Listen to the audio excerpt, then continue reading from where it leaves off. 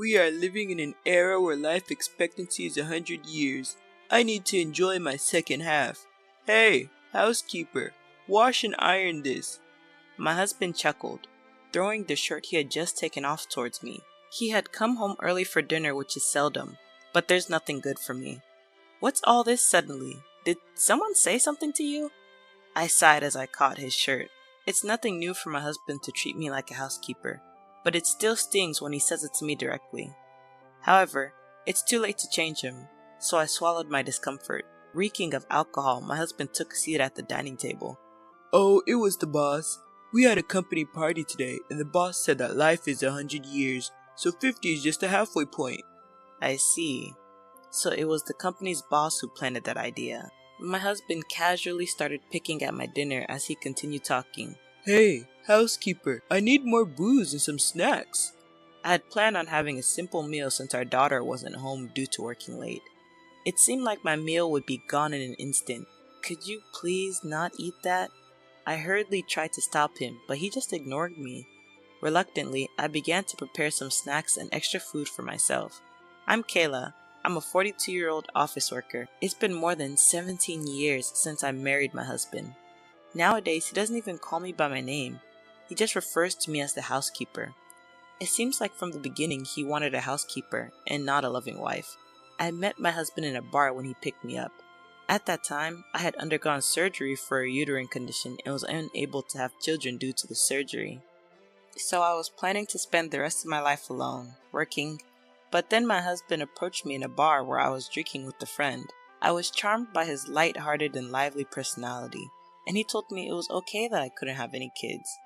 I was moved, thinking he loved me, but I never imagined that he only wanted a housekeeper and didn't need kids. Additionally, my husband, who loves drinking, was out almost every night, so I had no idea he had a grown-up daughter. His daughter, Emily, was 9 years old at that time. My husband was rambunctious when he was younger, got a girl pregnant at 18, married her, and divorced in less than a year. The young couple treated their daughter like a burden. Both refused to take custody of her. Emily was raised by my in-laws. Despite her complicated circumstances, Emily was a very good and obedient child. When Emily met me for the first time, she asked, "Are you going to be my mom? Will you stay with me forever? Will I have a brother or a sister?" One question after another. I'll never forget the look in Emily's eyes at that moment. Emily, who was in the 4th grade, understood that her family environment was different from other kids, and she seemed very lonely. She seemed to believe that by me marrying her father, she could finally have the normal, happy family she craved. I'm sorry. I love children, but due to my illness, I can't have babies. But instead, I promise to take good care of you, Emily. I see. Yes, I understand. I'm happy. You're my mom, just for me. Emily smiled, a relieved and incredibly adorable smile. My in-laws doted on my husband during his upbringing since they had him late in life, but they seemed to love Emily even more since she's their only granddaughter. They didn't think highly of my husband, who treated their precious granddaughter so poorly. Initially, they worried I might be the same type as my husband's ex-wife, and that Emily might get hurt. They had complicated feelings about me. But my elderly in-laws needed someone to take care of Emily, and that's where our interests aligned. I was dealing with the issue of infertility, and my once abandoned dream of having a child could come true if I considered Emily as my own. It didn't take much time for Emily, who was starved for love, and me, who wanted a child, to become like a real mother and daughter. My in-laws, who were initially worried, probably understood that I cherished Emily. Gradually, a trustful relationship was built. Though we were married, my husband soon lost interest in family life.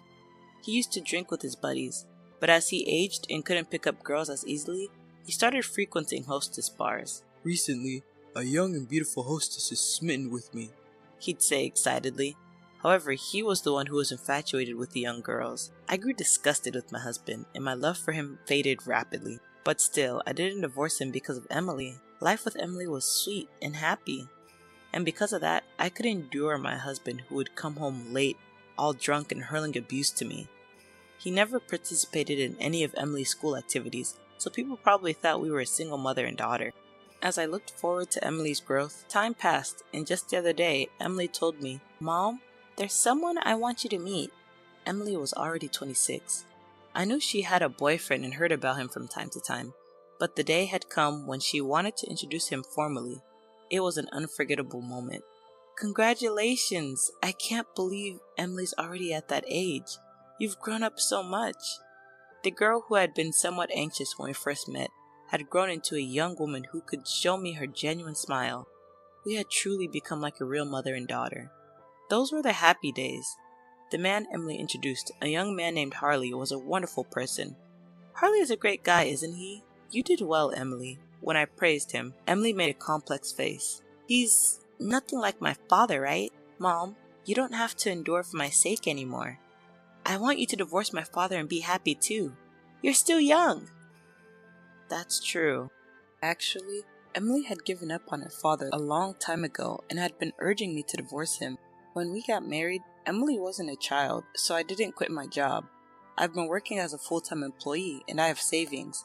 Honestly, I'm ready to get a divorce at any time, but I just couldn't make up my mind. While eating the snacks I made and sipping his whiskey, my husband said, Now that Emily's wedding is decided, maybe it's about time for us too. Eh? Time for what? I think it's time to divorce, he says out of the blue, right before our daughter's wedding. I was taken aback. But don't you think it would be better if both parents attend Emily's wedding? I asked.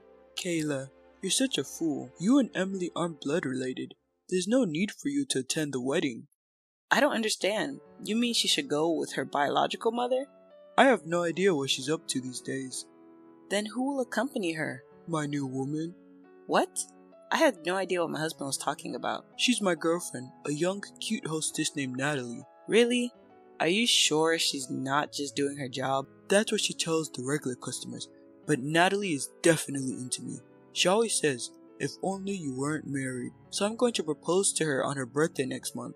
Life is a long game, and I've still got more than half of it left.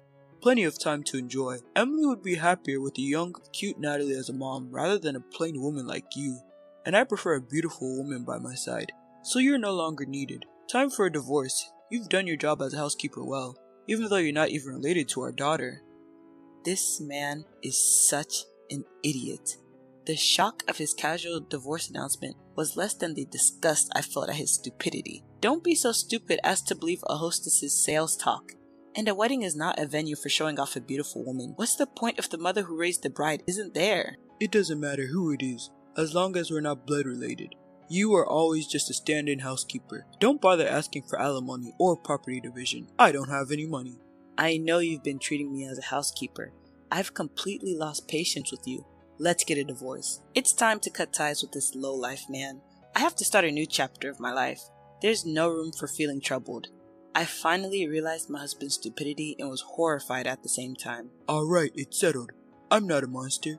You can stay here until Natalie moves in, on the condition that you continue doing the housework. Fine. And just like that, our divorce was decided. The next day, I went to the city hall to get the divorce papers. In the evening, while my husband and I were filling out the divorce papers, our daughter came home from work. When we told her about the divorce, she looked confused. She seemed unsure whether she should be happy for me or pretend to be sad. What about my wedding? It would be awkward with both of you there. It's okay if just mom attends, right? Emily casually said something hurtful, but my husband, who thought his attendance was a given, didn't catch on. Don't worry, Emily. I'll bring you a young and cute wife with me. Emily frowned at her dad's absurd statement. What? A wife other than my mom? Dad, have you been cheating? I didn't notice because I thought no woman would be interested in you. Emily was quite sharp with her dad. It's not cheating. Natalie is my main squeeze. Your mom was always just a housekeeper. I never married her because I loved her. That's awful. I've always said this, but aren't you embarrassed to refer to mom as a housekeeper? Shut up. Why do you keep calling her mom? She and I are divorced. She's a stranger to you now. What? My daughter was taken aback for a moment. Her face quickly turned bright red as she shouted in a fluster. Wait, Dad, don't you know or don't you remember? What are you talking about? What don't I know? Mom legally adopted me when you and her got married. I was so happy about it, and I remember it clearly. She's not a stranger to me. My husband doesn't quite grasp our daughter's words. Adoption? What's that? I can't believe it. You've completely forgotten. When you and I got married, I also legally adopted Emily. Even without a blood connection, the law recognizes an adopted child as your own. Even after my explanation, my husband still didn't get it. So that's something that automatically ends when we divorce, right? No, it isn't. The adoption is separate from divorce. It doesn't end unless I legally terminate it, and I have absolutely no intention of severing my parental relationship with Emily. That's right, I have no intention of severing my bond with Mom either. What? You two are kidding me. Invalidate that troublesome thing. No matter how much you fuss, it's determined by law. I was thinking of taking Emily in and raising her if it came to that. Emily, knowing that even if I divorced my husband, there would still be a way for her to be with me, encouraged me to divorce for my own happiness. The next day, I submitted the divorce papers and the divorce was finalized, but I was still living in the house. With over 17 years of life in it, there was quite a bit of stuff to sort out. When I contacted both my parents and my husband's parents, they were all in favor of the divorce. However, my husband's parents strictly told me to make sure I got alimony and to divide the property. They also advised me to sell the house we were living in and make some money from it. Even though he was their own son, they seemed fed up with what he had done to their granddaughter and me. Then the next day, Hey, I've decided to remarry you. What? At dinner time, my husband came home and said that out of the blue. Emily and I were wide-eyed. What happened to the young and cute Natalie? She wasn't at the bar today. When I asked, my husband answered briefly. Emily and I didn't understand what he meant, so we waited for his explanation. She quit her job at the bar and she's gone. My husband repeated almost the same words again and again, but Emily and I kind of got the gist of it. Apparently, my husband's belief that he was being loved by a young girl was a product of his inflated ego. Emily was the first to burst out laughing. Dad, she wasn't into you at all. Emily was laughing so hard that tears were streaming down her face. Well, is that so? I couldn't help but smile and was at a loss for words. I didn't know who Natalie was, but seeing my husband looking downcast was refreshing. It's no surprise a young girl isn't seriously into a middle-aged guy like you. She never even considered you in the first place. Emily was laughing hysterically and my husband was getting angry.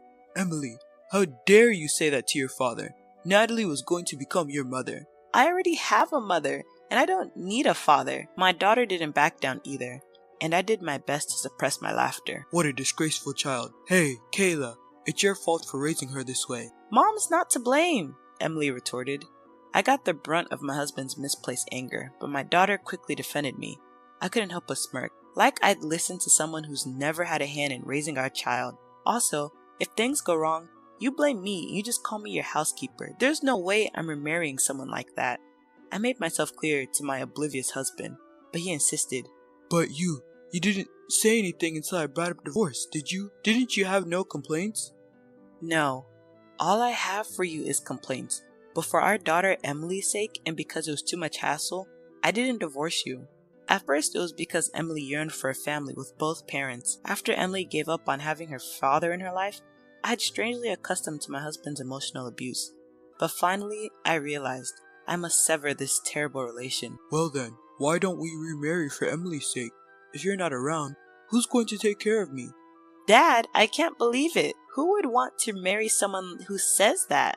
Ignoring Emily's words, my husband tried to persuade me. Emily's building a new family. There's no point in us remarrying if Emily's not there. Aren't you worried about being alone in your old age? If we're married, you'll at least get some of my wealth. I couldn't help but snort at his words. Wealth? You don't have any savings, do you? I knew very well that my husband, who spends most of his income on frivolous things and rarely contributes to the household, had no savings. Even if I don't, my parents do, don't they? They even have their own house. As expected, my husband was relying on his parents' inheritance, but he was being too optimistic. The thing is, your parents are thinking of leaving their wealth to their granddaughter Emily, not you. They've been consulting with a tax attorney about it, so I don't think much of the inheritance will go to you. In fact, I was the one who introduced them to that tax attorney. I understand my in-laws' feelings very well. What? I barely have any savings. My husband suddenly seemed deflated. Kayla, you still love me, right? You won't abandon me? I couldn't help but laugh at my husband's timid plea. This person is truly an idiot. Why shouldn't I abandon the man who discarded me, saying he no longer needed me? I don't love someone who calls me a housekeeper. Oh, and by the way, Your mom told me to make sure you take responsibility. I'm going to hire a lawyer and demand alimony and damages. I have all the evidence of your emotional abuse, so I won't lose. Pay with the money from selling the house." At my words, my husband fell silent. "Dad, if you're going to call Mom a housekeeper, you should pay her proper compensation and divide your assets, then get out of our lives." At Emily's cold words, my husband opened his mouth as if to say something, but ultimately hung his head in silence. My husband, who had lived as he pleased and was now rejected not only by me, but also by his parents and daughter. This was fully deserving of his fate. Look, you're on the second chapter of your life, right? So let's really say goodbye this time. After that, as planned, I sold the house we had lived in, divided the proceeds, received a hefty sum for alimony, and started living alone near my daughter's place. My daughter had asked me to live with her, but I didn't want to intrude on her newlywed life and wanted to enjoy my own quiet time, so I respectfully declined their kind offer. My husband ended up living and working on a construction site somewhere, thanks to his father's connections. I have no idea where he is now. The trigger for this divorce, my daughter's wedding, was attended by me and my in-laws without my husband. When I heard the letter from the bride, "Thank you for raising me like a real mom," I couldn't stop my happy tears. I'm relieved to have been able to send off my daughter safely.